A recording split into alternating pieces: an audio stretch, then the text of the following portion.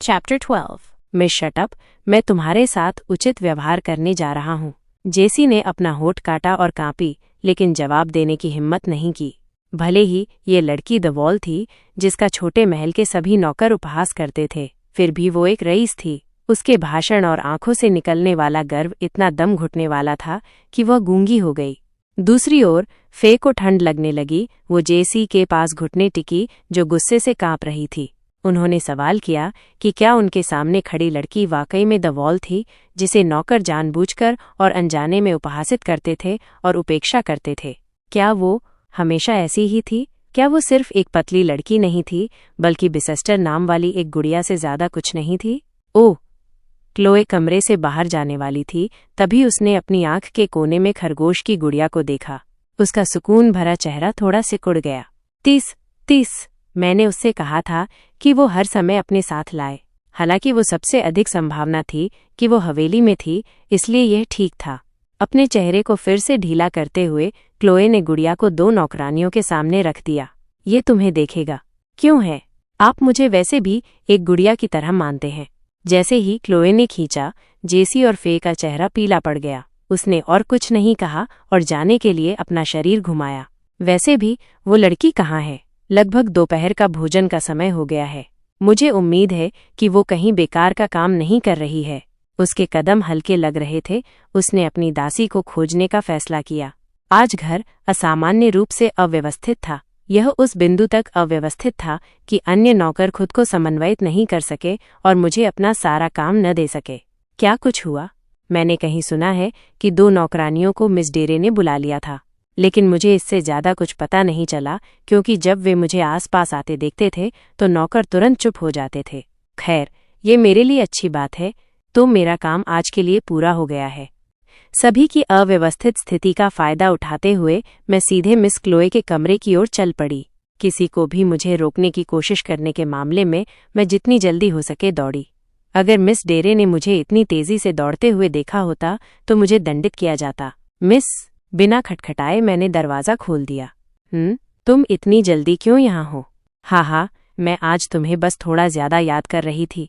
क्या? मिस क्लो ने मेरी तरफ इस तरह देखा जैसे मैं हास्यास्पद हूँ, लेकिन मैंने देखा कि वो कैसे शर्मा गई। क्या वो शर्मीली हो रही थी? नहीं। मैंने उस अति सुखद विचार को दूर किया और कहा, वास्तव में आज मेरा बहुत काम नहीं है। आपके लिए अच्छा है। चलो, तुम्हें मेरे लिए खुश होना चाहिए। जैसे ही मैंने अपनी सांस ली, मिस क्लो अपने बिस्तर पर चढ़ गई। हालांकि मिस क्लो का चेहरा अभी भी लाल था। आपको याद दिला दूं कि उसका चेहरा आमतौर पर उसकी नसों को दिखाने के लिए इतना पीला और पारदर्शी होता है। मिस, आपका चेहरा लाल है। चुप रहो। यहाँ तक कि उसका जवाब भी सामान्य से थोड़ा अलग था। ये नीचा था और कठोर। क्या हो रहा है? कुछ संदिग्ध महसूस करते हुए मैं धीरे धीरे और ध्यान से मिस क्लो की ओर चला गया। ऐसा करते ही उसने अपना डुवेट अपने सिर के ऊपर इतना ऊपर खींच लिया कि मुझे बालों का एक भी तार नहीं दिख सका। मिस, क्या आप अपने डुवेट को एक पल के लिए नीचे कर सकती हैं? नहीं। ऐसा लगा जैसे हम पहली बार मिले थे, जब वो बातचीत से बचने के लिए मुझसे पीठ करती थी और मैंने उससे सिर्फ एक कदम करीब आने की बहुत कोशिश की। हालांकि तब से अब तक का एक अंतर ये था कि मिस क्लो ने मेरे सभी सवालों का जवाब दिया। इस व्यवहार पर भरोसा करते हुए मैंने पूछा, क्यों? आपकी आवाज़ लगती है। क्या आप बीमार हैं? ईमानदारी से कहूँ तो इतना खराब खाने और कुपोषित होने के बाद भी उसका बीमार न होना अजीब था। लेकिन फिर भी मैंने अब तक मिस क्लो को किसी खास बीमारी से जूझते नहीं देखा है। ऐसा लगता था कि उसकी आवाज़ खुरदरी होने से उसे सर्दी हो गई है। अगर ठीक से इलाज न किया जाए तो मिस क्लो के लिए भी सबसे छोटी बीमारी एक बड़ी समस्या बनने वाली थी। मुझे पूरा यकीन भी नहीं था कि ये सर्दी है, इसलिए मुझे लगा कि उसे डॉक्टर को दिखाने की ज़रूरत है। मिस, मैं आपका तापमान ले लूं? मिस क्लो चौंक गई। हालांकि मैंने सिर्फ अपना हाथ उसके डुवेट पर रखा था। मुझे मत छुओ, वह चिल्लाई जैसे उसने अपना डुवेट और भी पास खींच लिया। वह वास्तव में मुझे छूने देना कभी पसंद नहीं करती थी, लेकिन आज कुछ अलग था। निश्चित रूप से कुछ गड़बड़ थी। अगर आप बीमार हैं तो आपको डॉक्टर को देखने की ज़रूरत है। आप डॉक्टर को बुलाने की हिम्मत मत करो। अगर तुमने ऐसा किया तो मैं तुम्हें बाहर निकाल दूंगी। आप बीमार हैं, है ना? मैं शायद सही रहा होगा क्योंकि उसने इनकार नहीं किया। एक गहरी सांस लेते हुए मैं उसके बगल में बिस्तर पर बैठ गया। मिस, आप बीमार हैं तो क्या होगा अगर ये कोई गंभीर बीमारी है? आपको डॉक्टर को दिखाना होगा। नहीं, उसकी आवाज़ ऐसी लग रही थी जैसे वो रो रही थी, जो पूरी तरह से असामान्य था। वो जरूर बहुत बीमार होना चाहिए। मुझे मिस क्लो के व्यवहार करने के तरीके से स्थिति की गंभीरता का एहसास हुआ। हालांकि ये बहुत तेज होगा। मैंने उसे ये भी बताया कि अगर उसे डॉक्टर के पास जाने में डर लगता है तो मैं उसके पास रहूंगी। हालांकि मिस क्लो ने अपनी चुप्पी बनाए रखी। वो कंबल के नीचे भी मुश्किल से हिली। मिस, चुप रहो। उफ, मुझे चिंता थी कि आप बेहोश हो गई हैं या कुछ और। क्या आप यही चाहते हैं? वो किस बारे में बोल रही है? मैंने जोर से अपना सिर हिलाया, हालांकि मुझे पता था कि वो मुझे ऐसा करते हुए नहीं देख सकती।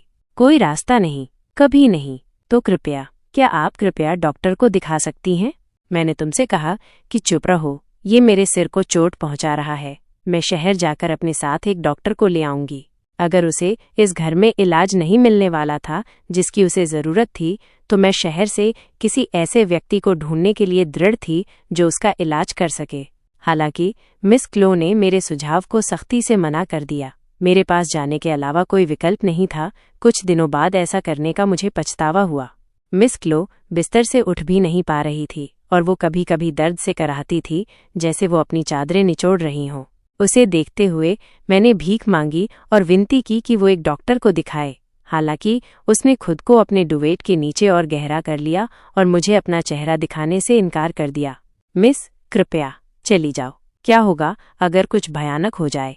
जाओ, मैं तुम्हें जाने के लिए कह रही हूँ, तो मेरी बात सुनो। उसकी बमुश्किल सुनाई देने वाली आवाज़ कर्कश थी, जैसे एक लड़का यौवनारंभ से गुजर रहा हो। जीज, वो एक जिद्दी इंसान थी। वो मुझे जाने के लिए इतनी जोर से बोल भी नहीं सकती थी। मैंने अपने होठों को काटा और गहरी सांस ली। मैं उसे ऐसे ही नहीं रहने दे सकता था। दृढ़ निश्चयी होकर मैंने अपना मुंह खोला। ये काम नहीं चलेगा। मैं एक डॉक्टर लाने जा रही हूँ। नहीं। जैसे ही मैं खड़ा हुआ, उसने मेरी कलाई पकड़ ली। मैं नीचे झुका हुआ था, सदमे में ये देखने के लिए कि मिस क्लो ने मेरी कलाई को पकड़ने के लिए कंबल से अपना हाथ बाहर निकाला था। मिस, डॉक्टर नहीं, डॉक्टर कभी नहीं। क्यों? मिस क्लो हमेशा विवरण साझा करने से इनकार करती थी और सब कुछ अपने पास रखती थी, और मैं वास्तव में इससे आहत हुआ था। देखो, आप फिर से मुझे कुछ भी बताने से इनकार कर रहे हैं। ये आपको अंदर से खा जाएगा। मुझे पता है। क्षमा करें, मुझे पता है क्यों मैं ऐसा महसूस कर रहा हूँ। इसलिए कोई डॉक्टर नहीं। उसने धीमी आवाज में बात करते हुए गहरी सांस ली। मेरे लिए ऐसा लग रहा था कि वो कह रही थी कि ऐसा पहले भी हुआ है। क्यों ऐसा है? ठीक है, मैं नहीं पूछूंगा। फिर आप खुद को बेहतर महसूस करने के लिए क्या कर सकते हैं? वह मिस क्लो ने अपना वाक्य पूरा नहीं किया। कंबल के नीचे से उसकी सांसें भारी सुनकर मेरे दिमाग में कुछ आया था। हालांकि मैंने जल्दी से अपना सिर हिलाया। नहीं रास्ता, मेरा मतलब है, मुझे वास्तव में उम्मीद नहीं है। क्या यह काले जादू से संबंधित है? मिस क्लो ने जवाब नहीं दिया, और इस मौन का मतलब आम तौर पर यह होता था कि मैं सही था। फिर हम क्या करें? मैं आपकी मदद कैसे कर सकता हूँ? तीसरा घर, जिस जगह का मैंने नक्शा बनाया था। ओह, सही। मुझे क्या पूछना चाहिए? वही चीज लाओ जो तुम पिछली बार लाए थे। उलझन में मैंने स्पष्ट करने की कोशिश की कि उसका क्या मतलब है, लेकिन आपने इसे पिछली बार फेंक दिया था। आपका स्वयं। मैंने इसे अपने एप्रन की जेब में वापस लाने का प्रयास किया था, लेकिन उसने इसे मुझसे छीन लिया था और खिड़की से बाहर फेंक दिया था। इस तरह वह बैंगनी रंग का तरल नष्ट हो गया। मैंने सोचा था कि क्या इस तरह काला जादू की वस्तु फेंकना ठीक है, लेकिन मुझे कभी नहीं पता था कि ऐसा होने वाला है। उस पर कुछ गंदा था। क्या? मेरा चेहरा थोड़ा सिकुड़ गया, लेकिन मैंने इसे दिखाए बिना उठ गया। अगर मालकिन मुझे कुछ लाने के लिए कहती है तो मुझे उसके लिए लाना चाहिए। साथ ही वह मालकिन अभी भी बीमार है।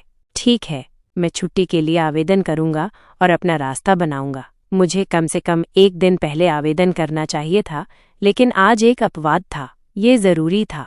जैसे ही मैं कमरे से बाहर जाने वाला था, मिस क्लो चिल्लाई, गुड़िया। क्षमा करें। मिस क्लो ने खांसी की, जैसे वो कर्कश हो रही थी। गुड़िया लाओ। खरगोश की गुड़िया? सुनिश्चित करें कि आप इसे हर समय पकड़कर रखें। अब जबकि मैं इसके बारे में सोचता हूँ, उसने मुझे जाने पर इसे अपने साथ ले जाने के लिए कहा था। मुझे नहीं पता था कि क्यों, लेकिन मैंने वैसे भी सिर हिला दिया। समझ लिया। मैं तीसरे घर पर पहुंचा और किसी जाने पहचाने चेहरे की तलाश की। ओह, तुम वापस आ गए, डेस। पिछली बार डेस का क्या हुआ? वो आमतौर पर यहाँ नहीं आता है। हाँ, वो है, आप जानते हैं, बहुत ऊपर। क्या ये सभी लोग जानते थे कि डेस जादूगर की मीनार का ऋषि था? वे नहीं जानते थे कि मुझे पता था, लेकिन मैं इस कहानी में आने वाले हर चरित्र के बारे में पूरी तरह से अवगत था, जिसमें डेस भी शामिल था। मैं इस कहानी के बाहर एक बहुत ही उत्साही पाठक था। खैर, डेस आज यहाँ नहीं है क्योंकि वो बहुत व्यस्त है, लेकिन मुझे अभी उसकी मदद की ज़रूरत है। या क्या मुझे खुद इसकी तलाश करनी है? कुछ देर सोचने के बाद मैंने पूछा, क्या मैं खुद उस जगह में प्रवेश कर सकता हूँ? कहाँ प्रवेश करें? मैंने ये आवाज़ केवल कुछ ही बार सुनी थी, लेकिन ये एक ऐसी आवाज़ थी जिसे मैं नहीं भूल सकता था। जब मैं सदमे के साथ वापस मुड़ा तो मेरे पीछे से रेंगने वाला आदमी कूद पड़ा। ओह, तुम हो? अच्छा लगा आपको फिर से देखना।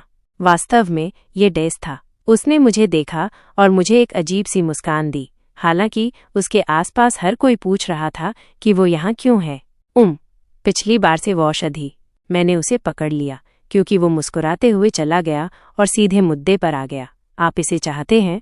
हाँ, ये ज़रूरी है। क्यों? आपकी मालकिन ने आखिरी नहीं पी थी? ठीक है, वो। मुझे घास पर छिड़कने वाले बैंगनी तरल का दृश्य याद आ सकता है। जैसे ही मैंने अपनी वाक्य समाप्त करने के लिए संघर्ष किया, डेस ने मुझे एक मोटी मुस्कान दी। क्या तुमने इसे फेंक दिया? कैसे? उसे कैसे पता चला?